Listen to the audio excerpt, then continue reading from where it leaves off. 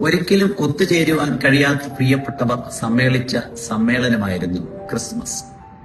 ജീവിതത്തിന്റെ വിവിധ തുറകളിലുള്ള പ്രിയപ്പെട്ടവർ ഒരുമിച്ച് കൂടിയ പ്രത്യേക നിമിഷം. കൗമാരക്കാരിയായിരിക്കുന്ന മറിയ ഏകദേശം 175 കിലോമീറ്ററുകളോളം സഞ്ചരിച്ച് വാർദ്ധക്യത്തിലായിരിക്കുന്ന എലിസബത്തിന്റെ അടുക്കൽ നിന്ന് തനിക്ക് ലഭിച്ച മംഗളവാർത്ത അറിയിക്കുകയാണ്. 2 ജനറേഷനുകളുടെ ഗ്യാപ്പുകൾ ഉണ്ടെങ്കിലും ആ പ്രത്യേക ദിനത്തിൽ അവരൊരു കൂട്ടായ്മയ്ക്ക് വേണ്ടി ഒന്നിക്കുകയാണ്.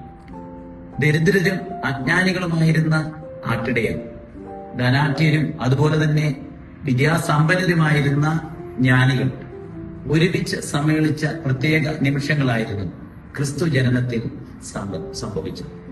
ശിഥിലമാകപ്പെടുന്ന ബന്ധങ്ങൾ വർദ്ധിക്കുന്ന ഈ സന്ദർഭങ്ങളിൽ ഒരുമയുടെ കേളി രംഗമായിട്ട് മാറേണ്ടതാണ് ക്രിസ്മസ്. ഏതെനിൽ മനുഷ്യന്റെ 4 ബന്ധങ്ങളാണ് തകർന്നു പോയത്.